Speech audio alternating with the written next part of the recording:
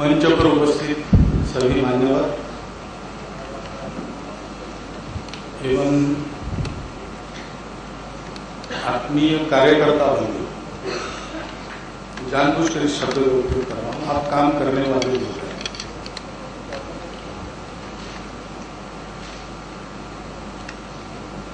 और स्वयंसेवी संस्थाओं के कार्य से राष्ट्र निर्मिति कैसी हो रही है, अच्छी हो, इसलिए और क्या क्या करना चाहिए, हमने क्या करना चाहिए और क्या होना चाहिए, ऐसा सारा विचार करने की पहली पायदान पर पैर रखकर आप यहाँ पर उपस्थित हैं।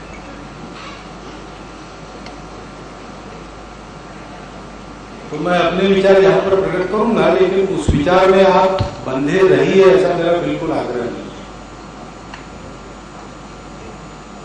क्योंकि सब अनुभव की बात है, चर्चा की बात नहीं। जो प्रत्यक्ष है वो है।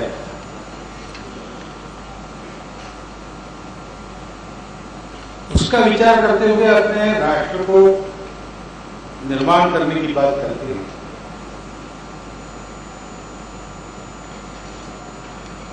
तो पहले तो हमको इसका विचार करना चाहिए कि राष्ट्र क्या है और हमारा राष्ट्र कोई विशेष है कि एक राष्ट्र नाम का प्रकार दुनिया में है, उसमें हम भी एक है। तो ध्यान में बात आती है कि राष्ट्र सभी कुछ अपने अंदर लेकर चलता है। भारत की बात करें तो भारत की आर्थिक स्थिति उसके राष्ट्र जीवन का अंग है। भारत की राजनीति भारत के राष्ट्र जीवन का अंग है। भारत का अतीत, भारत का वर्तमान, भारत का भविष्य, सब कुछ भारत राष्ट्र में जमा है। लेकिन ये जो सब है उसको जीवंत रखने वाली, चलाए रखने वाली और उन्नत करने वाली जो बात है वो इस राष्ट्र के मूल में उसका चैतन्य है। जैसे मनुष्य का प्राण होता है, मनुष्य का सब कुछ है, चेहरा है, हाथ पैर है, शरीर है, अंदर के अवयवों का स्वास्थ्य है, बाहर से दिखने वाला स्वास्थ्य है, साज सज्जा है, कपड़ा है, सब कुछ मिला के मनुष्य बनता है। लेकिन मिला के जब हम कहते हैं कि मनुष्य बनता है तब हमको जीवंत मनुष्य अपेक्षित।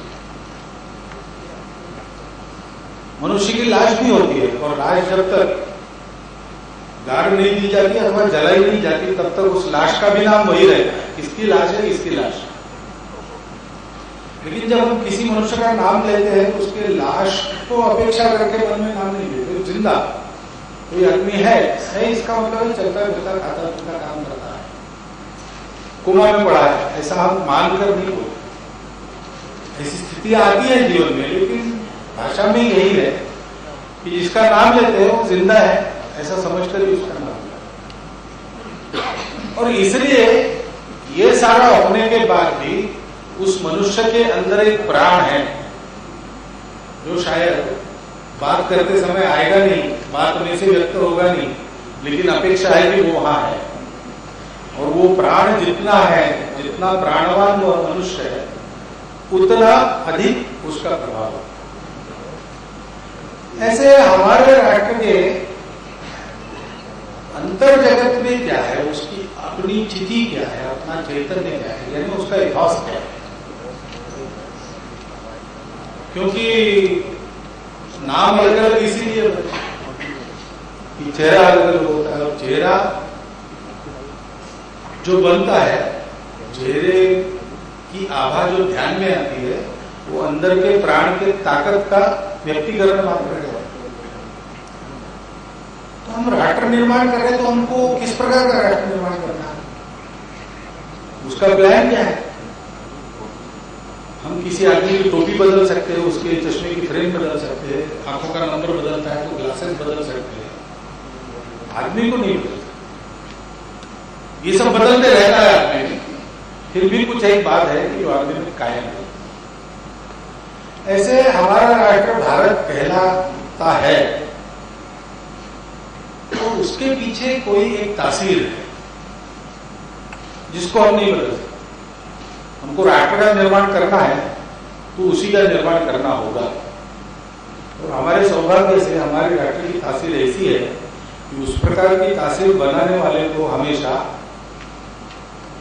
गौरव अनुभव होगा कि हम ऐसी तासीर बनाए, क्योंकि ये हमारा राष्ट्र ये कहता है कि दुनिया में कई प्रकार की बातें हैं, विविधता, डाइवर्सिटी है। डाइवर्सिटीज का सम्मान करते हुए, उनको स्वीकार करते हुए, उनको साथ चलाते हुए साथ रहना संभव है, एक होना संभव है। ये हमारी विशेषता है। अब इसको मैं संघ में बात करता हूं या संघ की ओर से बाहर बात करता हूं, यहां भी करूंगा तो मैं कहूंगा ये हिंदू राष्ट्र है। लेकिन वास्तव में वो एक जड़ बात नहीं है कि जो रिजिड हो जाए उसकी चौकट में हम जकड़े जाए। वो तो ये विचार है, ये दृष्टि है जीवन में कि दुनिया में सब कुछ अलग अलग है और रहे, इसमें कोई आपत्ति नहीं। केवल आपत्ति नहीं ऐसा नहीं है, उसी में दुनिया का आनंद है। और उसको वैसा ही रखकर, उसका सम्मान करते हुए, उसका स्वीकार करते हुए हमको साथ मिलकर रहना है। बाकी दुनिया ऐसा नहीं मानती। इसमें अच्छे बुरे की बात मैं नहीं कर रहा, उनका गलत है, हमारा सही है, और ये बात नहीं। सब अपने अपने प्रकृति के अनुसार अपना अपना विकास होता है। प्रकृति और परिवेश, हेरिडिटी और एनवायरमेंट मिलकर विकास होता है। और दोनों पर मनुष्य का बहुत ज्यादा नियमन नहीं रहता है, कंट्रोल नहीं रहता है। तो जो जैसा बन जाता है वैसा बन जाता है। जैसे बने हैं वैसे बने रहकर दुनिया का अधिक से अधिक भला कैसे करना और अपने आप को अधिक से अधिक भला कैसे करना, यही मनुष्य के हाथ में होता है। वैसा राष्ट्रों का भी है। बाकी दुनिया ऐसे नहीं बनी है, वो सोचते हैं कि अगर एक होना है तो एक जैसा होना ही पड़ेगा। तो भाषा अलग अलग है तो बात नहीं है, देवी देवता अलग है तो बात नहीं है, खान पान वेशभूषा रीति रिवाज अलग अलग है, बात नहीं है। सबको एक यूनिफॉर्म पहनना पड़ेगा और यूनिफॉर्म में जबरदस्ती बना रहना पड़ेगा। किसी को यूनिफॉर्म छोटा होता है तो भी उसको उसी यूनिफॉर्म में रहना पड़ेगा, किसी को वो बहुत बड़ा लगता है तो भी उसको उसी में रहना पड़ेगा। यूनिफॉर्मिटी के सिवाय यूनिटी संभव नहीं।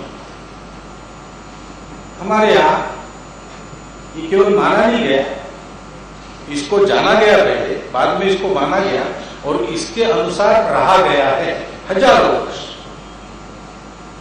आज की बात नहीं, अब अपने वेदों में सबसे प्राचीन साहित्य दुनिया का है, तो वेदों में रुचा है जन्म विभ्रति बहुधा विवाचसम नाना धर्माणम पृथ्वी यथोवच सहस्र धारा द्रव्यण से में हुआ ध्रुवेव देवो धर्म। अनेक धर्मों के मानने वाले और अनेक भाषाओं के बोलने वाले लोगों को समान रूप से सुख शांति प्रदान करने वाली पृथ्वी माता के अनुसार, गो माता के अनुसार, हाँ पृथ्वी माता के अनुसार, गो माता की सहस्त्र धाराओं से सबको समान दूध प्रदान करती है। वैसी है पृथ्वी माता, ऐसी अथर्ववेद में रुचा है। तो आज की बात नहीं है, ऐसा हमने जाना, ऐसा हमने माना और ऐसे हम रहे।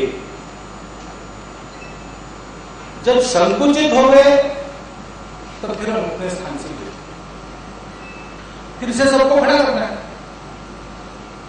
क्यों करना है इसका भी कारण है, वो भी हमारी विशेषता है। दुनिया ऐसा कहती है कि हमारा सबसे संबंध है सौदे, कॉन्ट्रैक्ट का।